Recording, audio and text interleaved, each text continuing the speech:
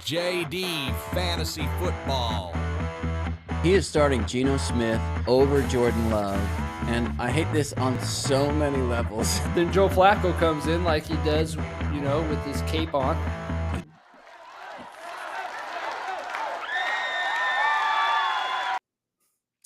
Jordan, happy Tuesday on this. We're getting ready for week 15. This is JD Fantasy Football. I'm David Lampson, joined as usual by the Jordan Cordova. What's going on, man? What's going on, man? It's a beautiful week with our fantasy football playoffs coming. I'm sorry to hear about your loss. Of course, Skip has to throw in a 191 this week when you needed him to lose. And Cam only shows up for the last 2 weeks to eliminate people. Yeah, it was a fitting end to my season, honestly. Very happy with how my team did. Not enough. So, well, Cameron, for some reason, decides he wants to show up for 2 games of the year. And one of those games happened to be the last one against you. Yeah. I'm not going to lie. At one point, I was calling him bye week because it was just, you got the win. You played Cameron, you got the win. And somehow he throws up 160. Then the guy you need to lose, Skip, throws up 191. So yeah, he texted me very rudely and just let me know. But he texted me and was like, he was very more graceful, I think, because he had some things to say about my team at the beginning of the year, and I am the first round. I play him in the first round this week, so he was more of I couldn't pass your record, but I tried. And then afterwards, yeah, I don't know. It's going to be real hard to try to beat you this week. And a little bit more gracefulness than your team is absolute shit. I don't know how you drafted that. Yeah, well, you did awesome. I'm looking forward to the playoffs, seeing what you guys do. Honestly, really competitive teams. I think there's going to be some big scores in the playoffs. I'm excited to see how that shakes out. I couldn't steal the number 1 seed or the most points from Mr. Daniel. He had himself a hell of a week, even though Bucky Irving, it was such a back and forth day. Bucky Irving had 2.8. All of a sudden, I'm like, I'm projected to win by 6. I'm good to go to come into. I'm up by 25. I just need Brandon Cooks to go for 6 receptions, 150 yards, and 2 tutties, and we're probably good to go, right? Joe Burrow, Jamar Chase can't possibly repeat another 150. If I'm a Cowboy guy and I'm a defense, I know I'm double teaming Jamar Chase, but it looked like all day long no one was guarding him. So, yeah, a little sour about that. Yeah, my heart goes out to Cowboys fans. That was a very tough game. Yeah, and in typical Cowboy fashion, how would we not block the punt and then try to catch it and not get the freaking ball? All you had to do was not touch the ball, and it was yours. And somehow it just slips through your hands because you're trying to catch it on some crazy bounce. Anyways, it's for the best. I'm glad they lost because, Ashton Gentry, let's go. Heisman. He's not going to get it. Hunter's going to get it, but, that's good. It doesn't boost his stock any. Right. Well, let's get on to the injury report, man. Let's do it. Week 15.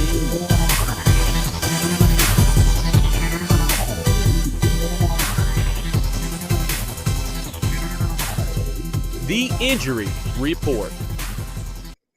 All right. Well, welcome to the injury report here. We have a few injuries this week. Bucky Irving had a tightened back when he came in with a hip injury and a back injury coming into this week. He had tightened his back during the game. He did not return, but Rachaad White definitely showed that he could be the number 1 guy there if they need him to be for a continuous amount of time. I think what they were saying is basically it's still tight. They're waiting for it to see if it will loosen up. He'll play next week. I don't think if he's 100% go and that back is even sort of tight, they will play him. So he is a truly questionable player coming into this week. Cedric Tillman still has not cleared the protocol. He would need to pass an independent neurologist and have a full participation in practice this week in order to play. I would say not looking the best, but we're only sitting here on Tuesday. So Breece Hall did not play this weekend, but the Jets did say that they weren't expecting to shut him down for the whole season. It's truly a game time decision as well this week, and I would be surprised if they put him back onto the field. I think you're absolutely crazy to put him back onto the field. You have nothing to play for right now. There's no reason he should be there.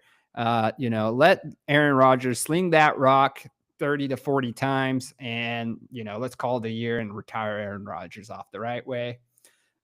Kenneth Walker getting tests done on calf injury. He was no longer suffering from the ankle injury that was expected to only have, or that he did have last week, that only got him to have one participation in practice last week. But we'll know more tomorrow on the status once they have their first practice to see if he is going to be good to go. As a guy who's playing, a guy who just got carried by Zach Charbonnet as part of his team, really hoping Kenneth Walker's calf injury comes clear and he plays. The next one is he's going to join. We're going to start calling the 49ers the running back grave site because dang, do they just run those guys down and injure their running backs every week. Isaac Guerendo. He injured his foot with a sprained foot last game. He was a non-participant in the walkthrough this week. They play on a short week when playing on Thursday. It's going to be an uphill battle for him to get clearance to play on Thursday. He is still listed as questionable. There's still a chance he could play. I would say, though, that it is more a 40, 45, 55% chance he plays rather than it being the good way. Yeah, Guerendo, he's got a history of hamstring injuries. So I was surprised to see that it was a foot thing with him. But, 49ers, they like to run that ball. And they run their running backs to the ground. Yep. So those are our injury reports for the week. Absolutely. Well, I'll give us our first sleeper of the day. Look out. He's got a great name. His name is Sincere McCormick. In the last 2 weeks, he's had 27 carries for the Las Vegas Raiders. He's going to be the feature back for the remainder of the season. He breaks tackles. He's slippery. Slippery is the word that I keep hearing. He doesn't have elite speed. He's small. He's 5'8", 205. He's more of a technician. He moves. He's got great moves. He has stiff arms. He just keeps going. He's easy to root for, and he will get double-digit touches the rest of the way for Las Vegas. He is my sleeper for this week. Weird. We had two different Raider running backs as sleepers, and we both could be correct on each one of them. So I love that sleeper. For me, it's going to be rookie wide receiver Rome Odunze. He is coming off one of his best weeks with 2 touchdowns last week. They play one of the worst defenses in Minnesota. As though Minnesota's a good defense, they are in the lead so much in their games that they are just tossing the rock and they are getting yards on them. So they're going to be down early and often this game. They're going to be throwing it, airing it out. DeAndre Swift hasn't been playing well. But the one thing that people do not realize that if you look at it in the last 4 weeks, he is actually not that far off when it comes to targets compared to DJ Moore and Keenan Allen. Keenan Allen has 36 targets. DJ Moore has the most with 38, and he's sitting there with 31 targets in the last 4 weeks. So he is only 7 targets off the most in the last 4 weeks. He is getting it thrown to him. We got to remember that Caleb Williams wanted him there. He tried to fight to get him onto this team. This was the plan the whole time. So he's going to try to throw to him when he gets a chance. Even in that game against the Lions, when they choked it up and the coach got fired, who did he throw it to try to score that winning touchdown? It was definitely Rome. So that is my sleeper for this week. That's awesome. I like that. And he looked good in this last game. He really did. Who's your boom for this week? My boom for this week. I mean, man, it's hard to say booms because these guys are so good. But my boom for this week is Derrick Henry, right? He has had pretty pedestrian numbers. Comparing it to Derrick Henry's numbers all year long, he's only hit a high of 16 in the last 4 weeks. But he's played some pretty tough defenses. He's played Pittsburgh. He's played all these hard ones. But this week he'll get back strong. He goes against the Giants. They'll be winning early. They'll be running a ton. I think Derrick Henry kind of gets a get back game here. Derrick, PPR start 2, Garrett Wilson, Higgins, Reed, Shakir, and Jamo, huh? Well, I'm definitely personally, I actually will talk about this guy a little bit later, but Garrett Wilson would be my number 1 and Higgins would be my number 2. I think Shakir does have some good potential playing the Lions, hard team. Jamo's playing the Bills. I don't think so. Reed just came off a week where he didn't even get a target. So I think Higgins and Garrett Wilson is going to be your best choice there. Yeah, I agree with that. I wish I could say that Reed was an automatic bounce back, but you never know who they're going to throw it to in Green Bay. And Seahawks is a stingy, sneaky defense on that team. So who's your boom for the week? Derek. What's that? Who's your boom for this week? Well, I put some time into this, so I want to say Sam Darnold because he has been the media darling this week. Mm-hmm. I wanted to say Nick Westbrook, but he dropped 2.9 last week. Hey, I called it on our live if you watched it, all right? You did. But I really like that it's like a homecoming game this week. And so I'm pretty excited about Jaden Daniels. He returns to Louisiana in a dome. Washington's playing meaningful football, and Brian Thomas Jr. is looking like himself again. I mean, there were concerns about his ribs, lack of run production, but he had a good running game against the Cowboys. Now they've had a bye week, so I imagine he will be right, and I think he'll have a big boom going home to close to his LSU roots. Yeah, I agree 100%. I mean, it looks like he's more healthy the last week or two. He's been getting some good runs. Doesn't look like it's affecting his throwing as much. So yeah, I think that's a great boom for the week. And you need him, right? I absolutely do in the worst way. I want to crush. I got 211 at one point this week. I'm trying to get 250 this week and just absolutely smash Skip into the ground and take him out of his own playoffs. Hand me the trophy. Air deliver to California. I do want to pop your bubble just a little bit from my bust, though. Oh, just a little bit. I mean, it's the first week of the playoffs. I've got some bad news, Jordan. Saquon Barkley is going to have a tough week against Pittsburgh this week, and this is why. It's not just that their run defense is tough. They are tough, but what they don't give up is the problem. They don't give up big runs. They've only had 6 times someone's gotten a 20+ yard run this entire season.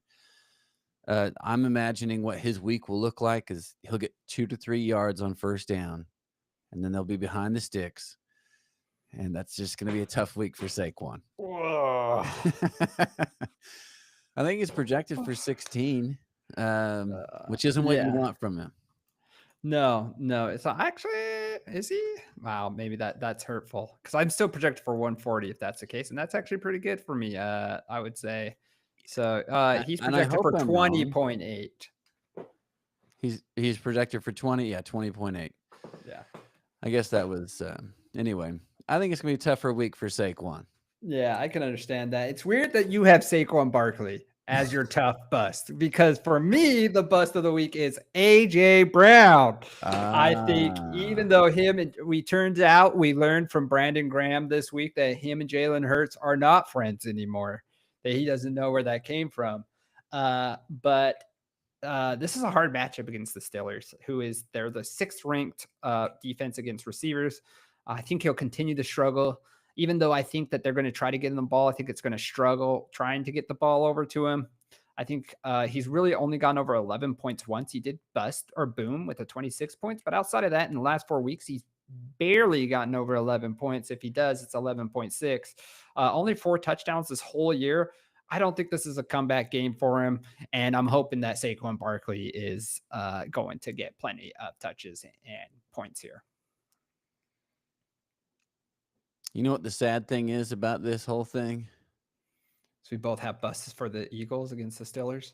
It is. But like Derrick Henry is in the consolation bracket in our league. I think that's a crime. It's so sad. It truly is. I think it's a crime. How is he not there? You know? Yeah. Let's. I'm gonna pull up. We should have set up some music though. Wah, wah, wah, wah. Yeah, but we do have some players. That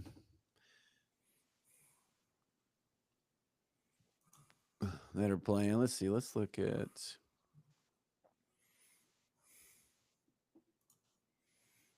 Yeah, I want to pull up the matchup. Not only is he not playing in the playoffs, he is second to last playing Cammy. And he's projected for 88.3 points this week. Oh, he doesn't have Derrick Henry in though. Cammy projected for 130, coming in strong. He could not take last place this year if he wins this tournament. Wow. Wowie. All right, so Mahomes versus Finkel. This is, I think it's going to be a total beatdown. This is first round. Finkel's got a good chance to win this whole thing. I wanted this matchup. I was really upset Skip got 190 points to outdo Mahomes in the points battle because I really wanted Mahomes in the first round. Yeah, Mahomes is, I mean, T. Higgins probably on his way out. Jalen Hurts, tough matchup. Jaden Reed, probably not going to get much out of him. No flex. Yeah. Who does he? Is he? He's going to have Kenneth Walker, I think, in his flex, if I were to Okay. guess. And he's probably setting up for a free agent somewhere. But yeah, he's playing Braylon Allen too. I don't know. Like none of these guys on his bench, like Kenneth Walker is probably going to replace Braylon Allen. I don't see any of these other people on his bench being a guy that is going to be a significant role in the flex position. So which players do you want to talk about? Which team are they on? The players I want to talk about, well, let's just go. I just got my butt kicked by Finkel Einhorn. So let's talk about, Joe Mixon, probably one of the best offensive or running backs in the league. He is ranked 9. He hasn't had a great, he still had 23 points last week. I mean, his pedestrian weeks are 17 and 18. He did have only 9 points against Tennessee, which was rough. But outside of that, I mean, his low end is 17. Like you can get 17 from your running back, you're doing pretty decent as far as with it. And he's getting plenty of carries, tons of times he's gone over only 3 times he's not gone over 100 yards. And even in those games, he's still getting plenty of work. I mean, 4 or 5 receptions the last 2 games is insane. Good PPR there. So Joe Mixon to me is so good on here. And then a guy who probably surprises you, Chuba Hubbard. Who knew? Who knew that was the guy you needed to pick up this year? Guy's just dominating all the time. I mean, Tampa Bay stopped him a little bit, but man, 20 over 20 points in 3 of the last 5 games, 15 on one of them against a tough-nosed Kansas City defense. He's been only getting stronger. Jonathan Brooks is now on the IR, so it doesn't look like he's going to be sharing touches with anyone else. And he plays Dallas, which everyone knows you can run on Dallas. So those are my guys for Finkel. What about you? Well, I just what on earth is anyone going to do about Jamar Chase? I don't know. It almost doesn't make any sense how many points he's been scoring consistently. He's the way that they're not able to win games. I mean, people are breaking into Joe Burrow's house, and he's just still getting it done over there. He's just been a touchdown machine. That's the thing, is he's such a red zone target. Oh, dude, that touchdown he had against the Cowboys, the first touchdown he had against them. Yeah. Dude, he wasn't even out of a break, and Joe Burrow was tossing that ball where it needs. The chemistry between him and Joe is unreal, and his talent is unreal. Yeah. Let's see. Oh, man, your wife. How do you think she's looking at this matchup? Oh, she's going to have a hard week. She's going to really need to earn it this week. Christian McCaffrey getting hurt really hurt her. Now, one of the sneaky things here is that she does have a player on her bench called Israel Abanikanda. He was picked up He was picked up by the 49ers. He hasn't had anything projected yet. We'll see what happens with Isaac Guerendo. If he plays, then he's definitely not getting any slack. But, Kyle Shanahan has said that he thought he was one of the better running backs coming out of college and that he liked what he had or like what he saw with him. Once he finds a favorite, he gets touches. So Patrick Taylor Jr. might be a guy. He's a little bit smaller and he's been getting plenty of touches, but this might be a pick that could help her throughout the year, depending on if Isaac Guerendo gets taken out. Yeah, that's a Thursday night game. So if she decides to play him and he doesn't do well, it might be a long weekend for her. Yeah, but then she's also hoping if Jerome Ford gets something over, and is it worth the gamble? Maybe, because, Jerome Ford's also the second guy on the team against Kansas City who's good against the run. So I don't know. It could be. And Jackson Smith and Jigba, DK who in the last 4 weeks? Like this guy's just been outplaying him for the last 4 weeks. He's been doing phenomenal. And really turned out to be a really good pickup for her. Yeah, Caleb's got a great team. Tony Pollard is the guy that jumps out to me. He has just caught fire with Tennessee. He had a couple of bad weeks, but most of the time he's done fine. He's getting plenty of carries, 21, 24. I mean, he could have a good week against Cincinnati. Yeah. So that's one that stands out to me for Caleb. He might really heavily learn. Obviously, Lamar. We've talked about Lamar. Cooper Kupp, whatever. Might be a tough matchup for Cooper. San Francisco, I don't know. Yeah, I think so, but doesn't seem to matter. He's got Puka Nacua on the other side that's going to take all the attention. So I mean, they both scored 20 plus, man. Freak. Disgusting. Nacua put what plus 40, and then you're like, oh, I guess Cooper Kupp's the second guy. He only scored 20.2 points. Yeah, disgusting. Well, let's look at your matchup for just real quick. You against Skippy. Yeah. As long as I can get Josh Allen to not get some freak show 60 points and then the week before get 2 touchdowns in one play, I think I can win this week. Yeah. Man. Chase Brown's going up against Tennessee. That is not a good matchup for Chase Brown. No. And he's really hoping that Kenneth Walker does not come back. Yeah. So it's going to be a tough week for him. But really, you just need to see a good showing for your team before you move on. What's your expectation for Drake London? Man, it's so weird because he got 12 points last week, which is great. He's got 10 targets last week, 16 the week before. I just don't know what the hell's going on with Kirk Cousins. Now, the last 2 weeks, I will give it to him. The last 3 weeks he's played Minnesota, Chargers, Denver. All tough defenses to play. I know that the Minnesota, we talked about how they give up a lot of points, but they weren't down a lot in that game. They were able to run Bijan Robinson a lot. But hopefully the end of this year, these next 2 weeks, he plays Vegas, he plays Giants, Washington's a decent team, and then Carolina. So it's good playoff record. And so I'm having high hopes that these 10 to 16 targets turn to 12 receptions and, 8 receptions in a game. Any concern about a switch in quarterback in Atlanta? I hope not. They're in the hunt. I don't think at this point you make that switch. I think if you were going to make that switch, it would have been maybe a game or two ago. But I don't think they'll make that switch right now. They paid Kirk Cousins tons of freaking money. Yeah. So I don't think they'll make that switch right now. Okay.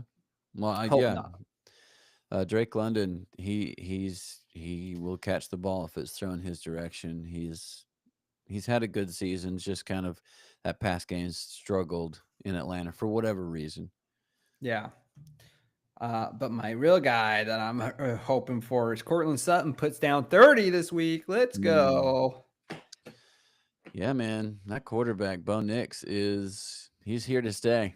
Man, it just turned a corner. Like literally it turned a corner 1 week. It was like he wasn't doing very great up until week 8. And then all of a sudden it's like 11 targets, 10 targets, 9 targets, 8 targets, 10 targets, 9 targets, all those turning into 14 plus points, 19 on most occasions, a 25, a 29 in there. Like it just snapped. And all of a sudden it's like, oh, we get it now. We get it now. So should be a fun week. I'm excited to see how everything shapes up after this week. Hopefully I'm not a one and done, but this is the playoffs. Anyone can win it. Anything can happen. Skip could go for 201. I could go for 130, 140 and lose out the first week. So anything can happen. It's all one and dones the rest of this week. And you just hope your team gets hot at the right time. Well, appreciate you coming on today, Jordan. Guys, if you want to hear more of Jordan's advice, catch us over on TikTok Live. We also have TikToks, videos, YouTube Shorts. Check us out. See if there's any more advice that you can get from us. Like, share, subscribe. Anything else you want to say tonight, Jordan? No, I just want to say thank you all. The playoffs are here. For the people who didn't make it, it's okay. Next year is coming. Yeah, I lit a candle for myself this week. I poured one out for you. Next year. Next year. All right, guys. Appreciate it. See you next time on JD Fantasy Football. Peace.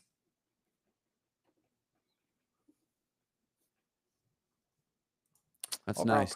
Pretty good episode. That was pretty quick. I think there were some good clips in there.